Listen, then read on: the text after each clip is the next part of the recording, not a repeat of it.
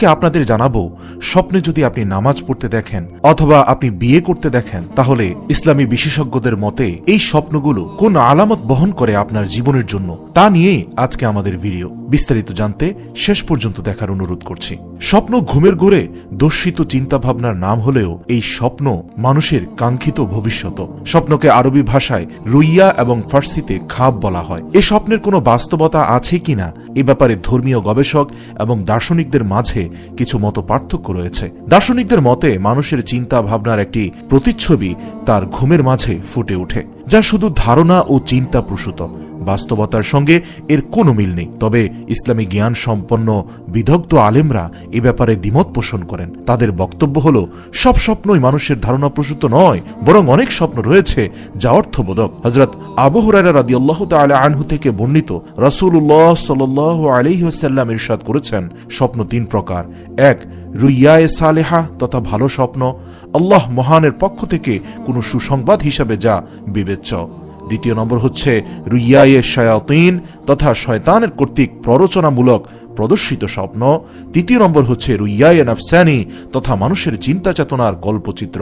এরপর রাসূলুল্লাহ সাল্লাল্লাহু আলাইহি ওয়াসাল্লাম বলেছেন, যদি কেউ অপছন্দনীয় তথা ভয় বা খারাপ কোনো স্বপ্ন দেখে, তাহলে সে যেন তাড়াতাড়ি ওযু করে নামাজে দাঁড়িয়ে যায়। প্রিয় দর্শক, শুরুতে একটি কথা বলে রাখি, আমি স্বপ্নের যে ব্যাখ্যাগুলো নিয়েছি তা খাবনামা গ্রন্থ থেকে, যা বিজ্ঞ আলেমগণরা কোরআন হাদিস গবেষণা করেই এর ব্যাখ্যাগুলো স্থাপন করেছেন। হযরত ইউসুফ আলাইহিস সালাম ছিলেন একমাত্র নবী।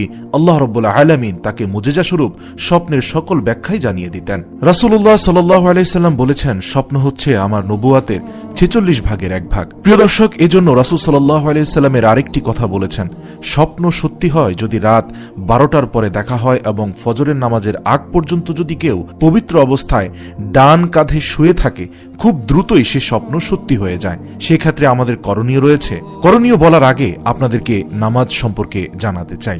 যদি কেউ স্বপ্নে নামাজ পড়তে দেখে, তাহলে তার আশা পূরণ হবে ইনশাআল্লাহ।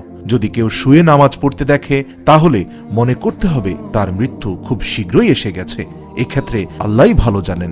যদি কেউ নামাজ বসে পড়তে দেখে, তাহলে সে দ্রুতই রোগাক্রান্ত হবে।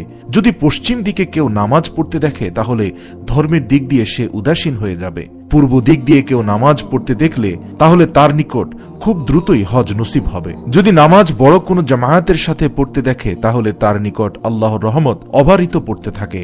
যদি কেউ নিজেকে নামাজের ইমামতি করতে দেখে, তাহলে জাতীয় নেতৃত্ব লাভ করার সম্ভাবনা রয়েছে, কেননা ইমাম হচ্ছেন নামাজের নেতা।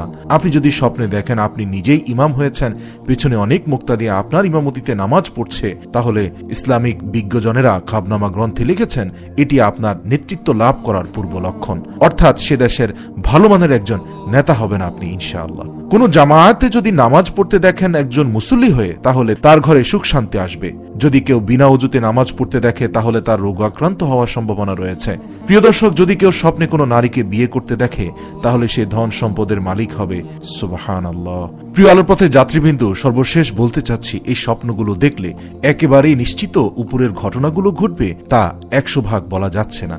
আলেম ওলামাদের মত অনুসারে কোরআন সুন্নাহ বিশ্লেষণ করে তারা খাবনামা গ্রন্থে এই তথ্যগুলো উপস্থাপন করেছেন। ভিডিওটি ভালো লাগলে অবশ্যই একটি লাইক দিবেন এবং শেয়ার করবেন।